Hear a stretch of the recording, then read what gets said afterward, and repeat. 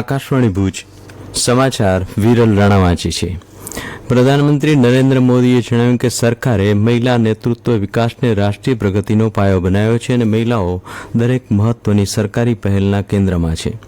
ગઈકાલે ભોપાલના જાંબુરી મેદાન ખાતે લોકમાતા દેવી અહિલ્યાબાઈની 300મી જન્મ જયંતિ નિમિત્તે આયોજિત મહિલા સશક્તિકરણ મહાસંમેલનને સંબોધતા મુજબ જણાવ્યું હતું.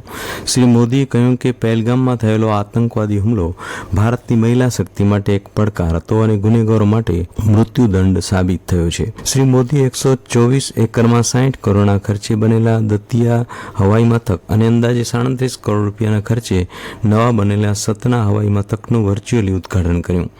તેમણે ઇન્દોરમાં મેટ્રો ટ્રેનના પ્રથમ તબક્કાનું ઉદ્ઘાટન પણ કર્યું અને 1271 નવા અટલ ગ્રામ સેવા સદન ભવનોના નિર્માણ માટે પ્રથમ હપ્તો પણ રજૂ કર્યો. આ પ્રસંગે પ્રધાનમંત્રીએ લોકમાતા દેવી અહિલ્યાબાઈને સમર્પિત ટપાલ ટિકિટ અને 300 રૂપિયાનો સ્મારક સિક્કો પણ બહાર પાડ્યો. વિદેશ સચિવ વિક્રમ મિસ્રીએ વોશિંગ્ટન ડીસીની મુલાકાત દરમિયાન અમેરિકાના વરિષ્ઠ અધિકારીઓ સાથે શ્રેણીબદ્ધ ઉચ્ચ સ્તરીય મુલાકાત કરી હતી.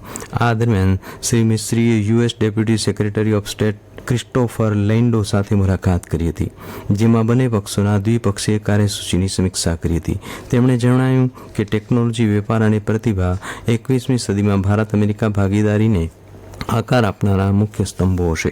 સંરક્ષણ નાયબ સચિવ સ્ટીવ ફિનબર્ગ અને નીતિ વિભાગના ઉપસચિવ એલિઝબ્રિટ કોલ્બી સાથેની મુલાકાતોમાં બંને પક્ષોએ મજબૂત અને ભવિષ્યલક્ષી સંરક્ષણ ભાગીદારી પ્રત્યેની તેમની પ્રતિબદ્ધતાનો પુનરોચ્ચાર કર્યો હતો. કૃષિ અને ખેડૂત કલ્યાણ મંત્રી શિવરાજસિંહ ચૌહાણે જણાવ્યું છે કે વિકસિત કૃષિ સંકલ્પ અભિયાન એક જન આંદોલન છે જે ખેડૂતોને મૂલ્યવાન માહિતી પૂરી પાડે છે. વિવિધ રાજ્યોના ધારાસભ્યો સાથે વર્ચ્યુઅલી વાતચીત કરતા શ્રી ચૌહાણે કહ્યું કે આ અભિયાન હેઠળ ગુજરાત ખેડૂતો સાથે ચર્ચા કરવામાં આવશે અને તેમના પ્રશ્નોનું નિરાકરણ કરવામાં આવશે. શ્રી ચૌહાણે કહ્યું કે અત્યાર સુધીમાં 2170 ટીમોએ 7000થી વધુ ગામડાઓની મુલાકાત લીધી છે. લગભગ 7,95,000 ખેડૂતો આ અભિયાનમાં જોડાયા છે. મુન્દ્રા તાલુકાના કણજારા ગામે કૃષિ વિજ્ઞાન કેન્દ્ર દ્વારા ખરીફ કૃષિ રથ યાત્રાના પ્રસ્થાન માટે ખેડૂત કાર્યક્રમ યોજાયો હતો, જેમાં 200થી વધુ ખેડૂતોએ ઉત્સાહભેર ભાગ લીધો હતો. માંડવી મુન્દ્રાના ધારાસભ્ય અનિરુદ્ધ દવે દ્વારા ખેડૂતોને ખેતીના વિકાસ માટે વૈજ્ઞાનિક દ્રષ્ટિકોણ, ખેતીમાં ખર્ચ ઘટાડો, રાસાયણિક ખાતર, દવાનો વપરાશ ઘટાડવા અને નવી પરંપરાગત ગાય આધારિત ટેકનોલોજી અપનાવવા અનુરોધ કર્યો હતો. આ કૃષિ રથ યાત્રા મુન્દ્રા, માંડવી, ગાંધીધામ, નલિયા, લખપત તાલુકાના ગામડાઓમાં આગામી તારીખ 12મી જૂન સુધી ફરશે. રાજ્યભરમાં સિવિલ ડિફેન્સની ઓપરેશન ફિલ્ડ મોકડ્રીલ ગઈકાલે યોજાઈ હતી. ગુજરાતના તમામ જિલ્લાઓમાં સાંજે 5 કલાકે નાગરિક સંરક્ષણ કવાયત ઓપરેશન શિલ્ડનું આયોજન કરવામાં આવ્યું. મહેસૂલ વિભાગના અધિક મુખ્ય સચિવ ડોક્ટર જયંતિ રવે અને સિવિલ ડિફેન્સના ડીજીપી શ્રી મનોજ અગ્રવાલે ઓપરેશન શિલ્ડ સંદર્ભે વહીવટી તંત્ર દ્વારા કરાયેલી તૈયારીઓની સમીક્ષા કરી માર્ગદર્શન આપ્યું. આ મોક ડ્રીલમાં સિવિલ ડિફેન્સ, વોલેન્ટિયર્સ, ફાયર, આરોગ્ય વિભાગ, પોલીસ, ફોરેસ્ટ, ઉર્જા, રોડ અને શિક્ષણ, એનસીસી, એનએસએસ, શિક્ષણ, મ્યુનિસિપલ કોર્પોરેશન અને એજન્સીઓ સહભાગી થઈ. કચ્છ, બનાસકાંઠા, પાટણ સહિતના કેટલાક જિલ્લાઓમાં ગઈકાલે ઓપરેશન શિલ્ડ મોકડ્રીલ યોજાઈ હતી. જિલ્લા મથક ભુજના મિલિટરી સ્ટેશન ખાતે કવાયત હાથ ધરાઈ હતી. મોકડ્રીલ અંતર્ગત મિલિટરી સ્ટેશનમાં રહેણાંક ક્વાર્ટર્સ પર સ્વોમ ડ્રોન હુમલા બાદ નાગરિકોને સલામત સ્થળે ખસેડવાથી લઈને ઘાયલ નાગરિકોને પ્રાથમિક સારવાર આપવામાં આવી હતી.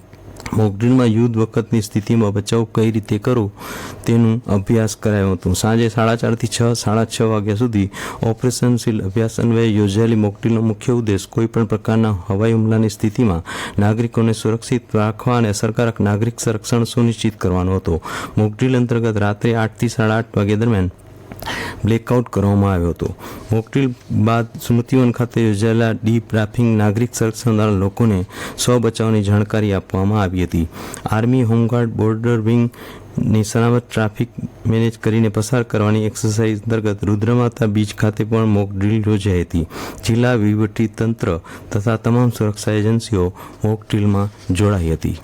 ફિટ ઇન્ડિયા સન્ડે ઓન સાયકલની 25મી આવૃત્તિ ખાસ તિરંગા રેલી તરીકે ઉજવવામાં આવશે. કેન્દ્રીય યુવા બાબતો અને રમતગમત મંત્રી મનસુખ માંડવિયા નવી દિલ્હીમાં 1200 સાયકલ સવારોનું નેતૃત્વ કરશે. અભિનેત્રી સરવરી યોગેશ્વર દત્ત, સુધા કરીબ સહિત હાજર રહેશે. અને આ સાથે સમાચાર બુલેટિન પૂરું થયું. નમસ્કાર.